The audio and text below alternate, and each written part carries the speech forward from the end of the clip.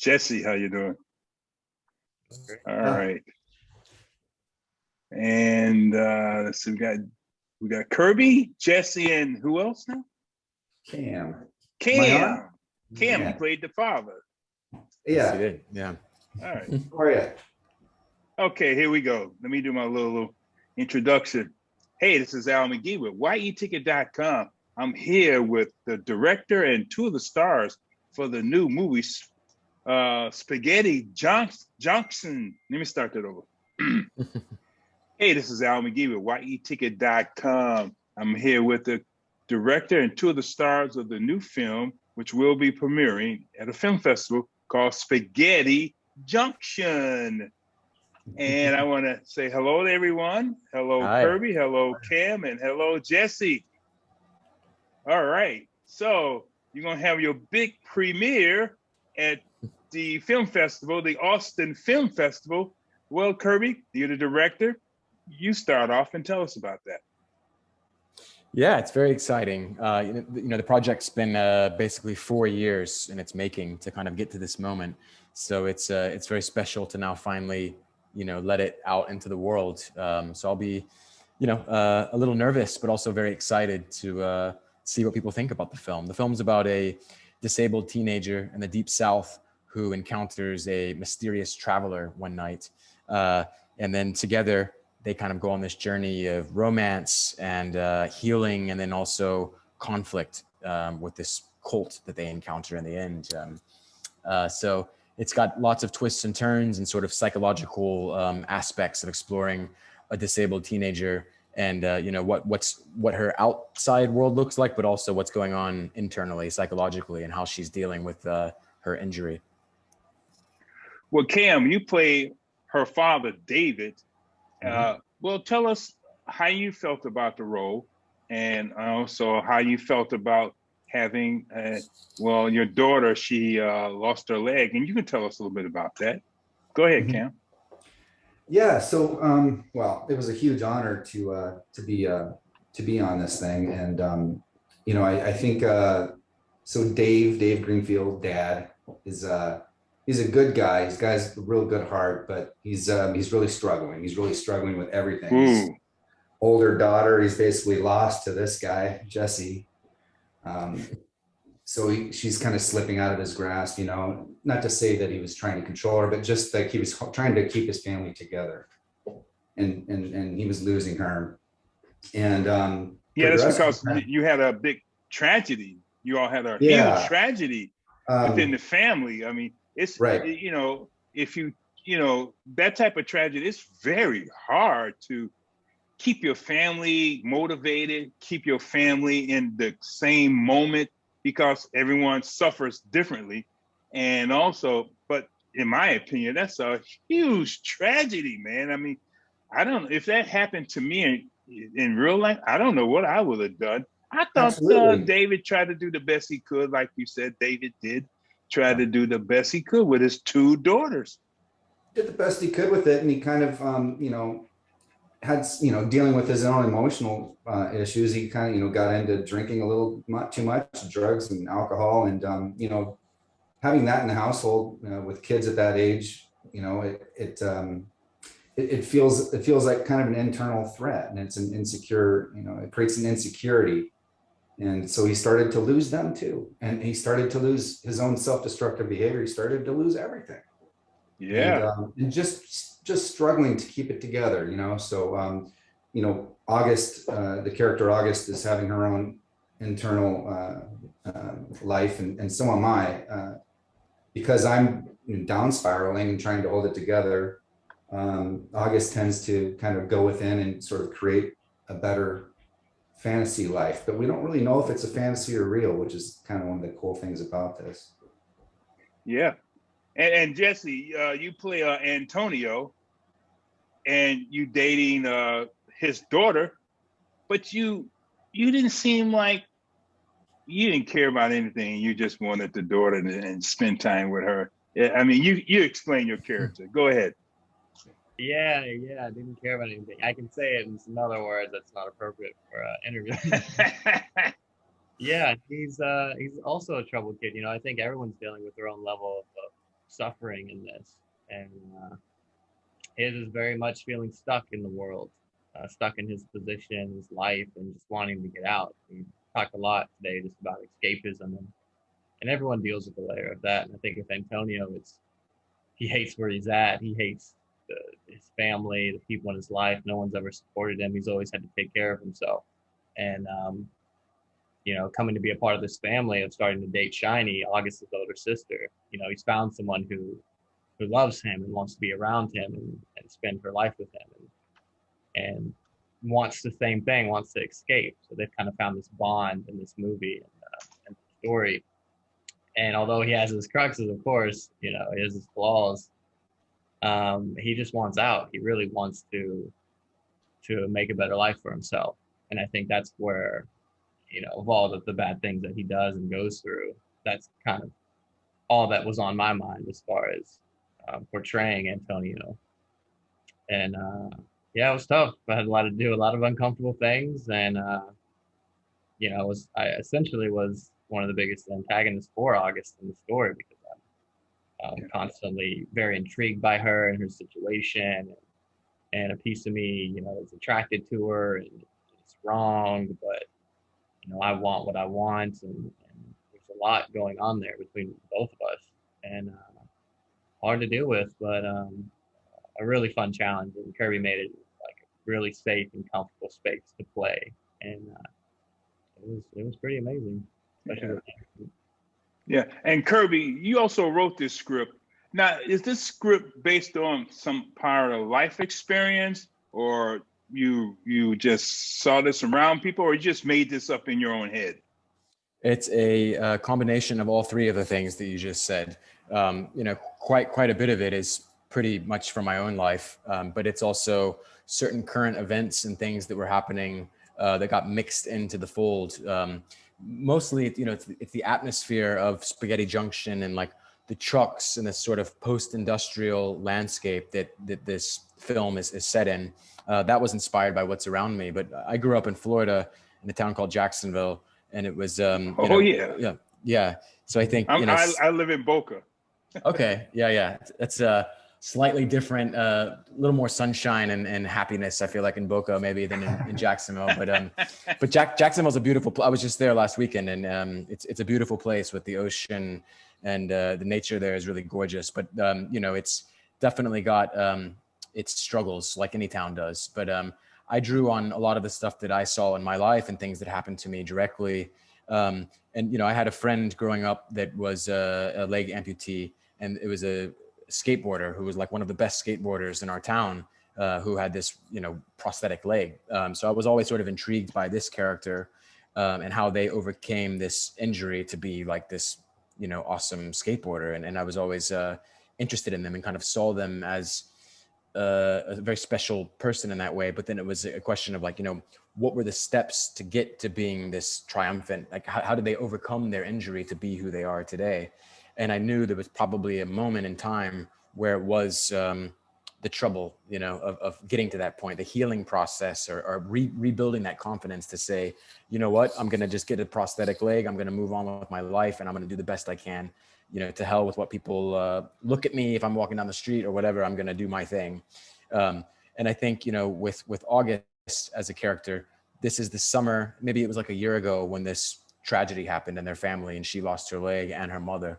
And she's at this sort of crossroads in her life where she can kind of, she could sink deeper into a depression and sort of isolation, or she's at this moment where she can kind of seize forward, and then I think, even though some very surrealistic and fantastical things start happening in her life, at the end, I hope it feels like, she has regained some kind of confidence, and whether it's real or not, whatever the experience was, it did affect her, and in the end, she literally, maybe it's on the nose, but her crutch literally becomes almost like a weapon, and she's able to kind of seize a little bit more confidence in the end and go back to her normal life with hopefully changed, and hopefully not the same again. So that's the idea. So why did you decide to put this particular story on film? This is your first film that you directed. This is your first film that you put together. This is your first film that you had to ask people for money. So why do you don't put this story on film? Yeah, I think it's hard to explain exactly what it is that makes. I mean, it becomes an obsession. You know, when you have an idea that sort of works its way into your dreams, and it's all you can think about. And you know, you're driving down the road, or you're sitting outside, and ideas just keep coming to you about these characters, because it's almost like you give birth to these characters in your head, you know, and before you even commit to writing it into a script, these characters exist in your head, and you realize that, you know, and I've heard this somewhere before, but potentially, you know, all the characters in a story you write are the different voices in your head, the different opinions and different voices that you've, brought into your psychological state over the years. So I think it just became something that had to be made. You know, maybe it's unhealthy even, but it's like an obsession where you have these characters in your head talking, and they have to make their way out. And the only way to do that is to film it, you know? Well, Cameron or Cam, when he approached you, when you finally got chosen for this role, and even before that, he explained this role to you and the characters. How did you feel? Did you also take this role because you was familiar with some of these characters yourself, or this tragedy? What did you think about this when you finally say, yeah, I'm going to do it, Cam? Yeah, well, the answer is yes to your question about the familiarity part of it. In a lot of ways, it's not literally, but and I think Kirby kind of picked up on that when he reached out to me somehow. You know, I'm not from the South, from the Northwest, but I'm from a similar kind of economic class, kind of a working class area. And there's tends to be a certain kind of person who's very similar to Dave Greenfield that I grew up around. You know, and there's a lot of drinking and that sort of thing. So it was not very difficult for me. And also just, I think maybe even, you know, even using the time in my life, the actual reality of what, you know, what I'm going through, and it's completely not the same. It's not literal, but emotionally, or just what I'm going through in my life, I can very easily basically kind of put that into him. It's really me. And that's my own personal belief about acting anyway, is really, it's just, you know, it's me, plus or minus some things. It's basically me. So yeah, I think I took some of my life experience and tried to use that. And Kirby was, you know, extremely helpful. He was very immersive in this whole thing. He spent a lot of time just really immersing us into this life. He even had a house. The actual house that was filmed is where Kate lived in, and I spent a lot of time in as well. So that's the kind of level of dedication that he brought to this, and obsession, I think, is the right word. And I don't judge that as, I think it's actually, I think any artist has to be obsessed to do something of worth. I mean, Definitely. Point. So like me in this and you guys. And he brought us into that fold, into that, you know, so he really made it a really creatively satisfying experience. And like I just said, it was safe, and you know, he was encouraging to try new things. He knew what he wanted, but he would encourage to expand on that. So it was a really awesome experience, a great environment. Oh. And Jesse, also, when you got the script and finally got the part, how did you really separate yourself, you, Jesse, from your character, and that you would want to be your character, and you know you wasn't your character, but how did you separate yourself? Yeah, it's a good question. I think separation, as far as acting or portraying someone else, there's a fine line, and to me personally, I don't try to necessarily separate myself, because I feel like I won't be genuine. I won't be authentic or organic if I approach it from the sense of, okay, I'm going to play this bad character. How can I separate? For me, it's more, how can I find a way to relate? How can I find some compassion in who Antonio is, and relate it to my life? So I kind of lean more into who Antonio was. And the separation came from, like, maybe after the day was done, or, you know, we did our scenes for that day, how can I, like, breathe, relax, spend time with friends, you know, do whatever I need to do to show myself love and to come back to me. But in those moments, I honestly, I don't want to separate. You know, I want to fall into it. That obsessive, you know, that same theme kind of coming back up. Like, I didn't get into acting so I could remove myself from the people I'm portraying.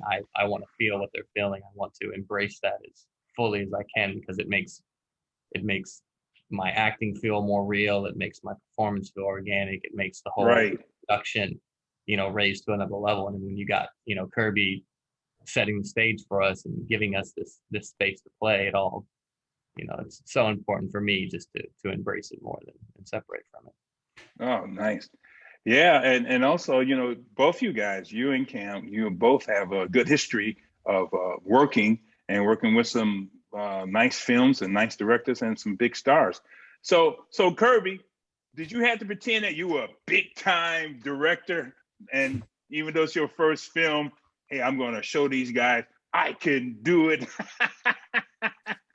I think, yeah, I think I did actually. Yeah, I think to an extent, maybe, you know, I think I think it was very natural. You know, I've shot Right.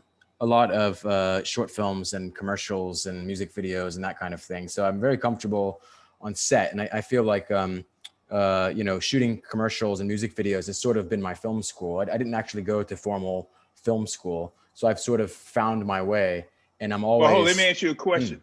Do Mhm. you think filmmakers really have to go to formal school to learn No, how to shoot? I don't think so either. I mean, no. for example, I was talking to a friend, his daughter, she's 16, 17. She's going to go to school to be a DJ. I said, what? And I knew some of the bigger DJs who created this, Yeah, yeah, created that form of music, and yeah. they didn't go to school. And No, and I hear, oh, I'm going to New York and things like that. So, okay, yeah. That, I yeah. mean, that's me. Yeah, no, Yeah. that's my opinion as well. I think you've got to feel it in your heart that you have to tell stories, you know, and you got to see things with sound and light and the way someone turns their head in a certain way that evokes an emotion. And I think that you're probably, yeah, that's something that's got to be inside of you. You know, you can't go to school to learn how to do that. There's obviously things in school that are helpful with having access to, you know, getting mentorships and having access to equipment and that kind of thing that I think is probably helpful. But for me, it was about, you know, I think when I got on set for the first time, I just, you know, we talked about these characters having their own escapes, whether it's dad escaping with the drugs and Right. alcohol, Kate escaping by imagining this supernatural being who's come and like rescued her from her world. I think for me, in my reality, filmmaking and telling stories is my escape. So I think, yeah, I wasn't pretending. I think as soon as I got there, I just sort of went into that Yeah. world. But no, but I think it's an honest question, because I'm yeah, there was sure. I'm sure. definitely moments where I went, oh shit, you know, am I going to be able to do this? And but then I think as soon as the camera started rolling, I realized it was just like anything else, where I need to see in the monitor what I know I want to see in the end, you know. And when I knew I had that, then I felt good to move on. But yeah, I was nervous for sure, but before my first movie. and, I and love it. now the film is going to premiere at the Austin Film Festival. Now, film festivals are opening up where they're going to let audiences in and things like that. And Cam, are you going to the Austin Film Festival? Are you going to, and Yeah. Jesse, are you going there also?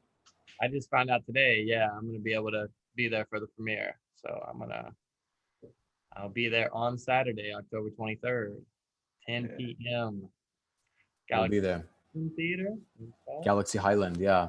Which is funny, you know, the diner that we shot in was called the Galaxy Diner, which has been torn down now, actually. Oh, Yeah, but oh man, it's crazy. In this neighborhood, so many things have been torn down that we shot at, like 3 or 4 different locations, or just like the gas station where you talk to them outside. And all that stuff's gone, and the wow. diner's gone.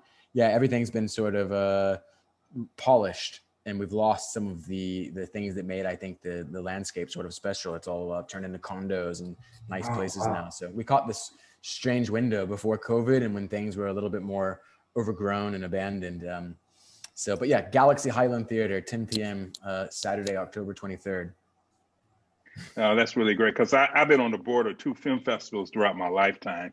And I've been to dozens of film festivals. They're really great. They really help promote your film. They really do. And if you get in the right one, then people with money will see your film. Well, you know how that works, right? Yeah. I think, the dream is to, keep making films for me. So I would love to connect with future collaborators, and people that can help me make more films. That's the dream. So. And my final question is this. Chicago is my hometown. Why did you pick Chicago for those particular scenes? Why did you pick Chicago, my hometown? Why? I said, wait a minute. They're going to Chicago. Why? Yeah, it's the truck stop that goes into I-75, which is the road that runs like right through the heart of Atlanta. Right. It goes right to Chicago. So it's as far as like, Spaghetti Junction and these roads that sort of extend out into different areas from Atlanta. And I think Atlanta has a weird connection with Chicago just because being connected by this one piece of road. But also some like personal stories that a friend of mine told me where he went to the library in Jacksonville actually and opened up a book, and there was a strange address from some kind of mystical book that was in Chicago, and he went and checked it out, and it was this very eerie place where some people were meditating and things, and it kind of stuck with him, and the story always resonated with me. So for me, when they needed to go to a place that would connect from Atlanta to potentially another world or dimension, it just made sense that they would go to Chicago. But instead of, well, I don't want to give the story away, but basically a strange corner in Chicago that's unexpected is where they go to. But right.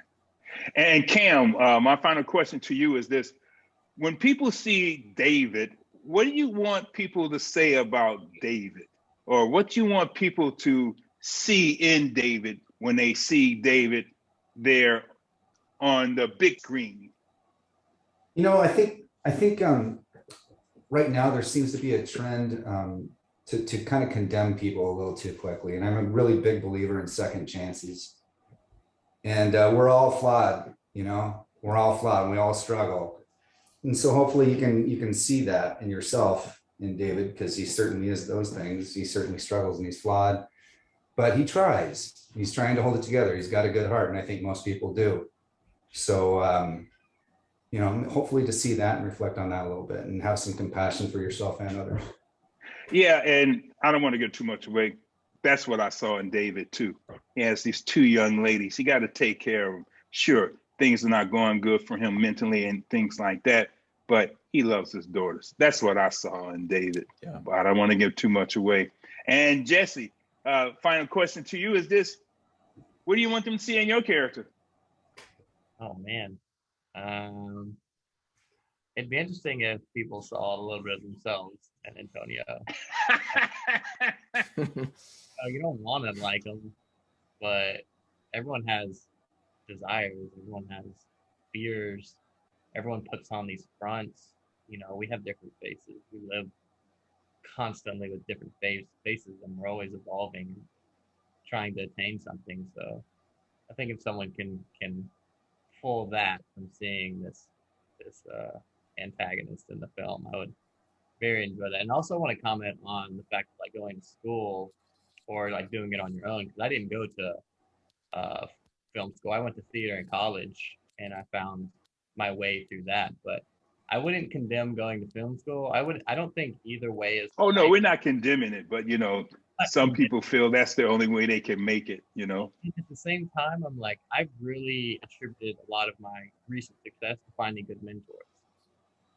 A good acting mentor, good directing mentor, good producing mentor, especially in the creative world. Just a creative mentor is so valuable for anyone. And I think I have never been to a film school per se, but I can only imagine the type of mentors that you can actually grab a hold of and learn from going. So either way, I think it's good if that's what they need.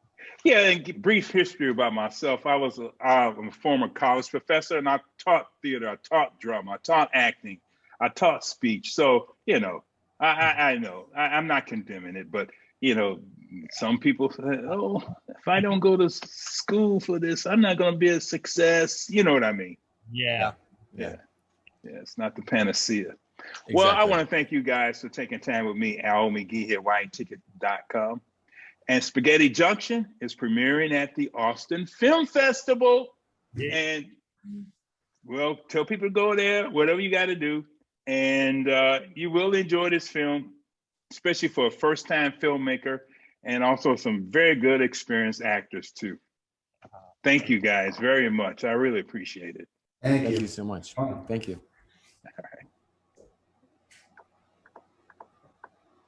All right, Annie, I'll talk to you soon. Thank you so much, Al. Appreciate you. All right, talk to you. Thank you, Al. Take care. Thank you, guys. Thank you. You too.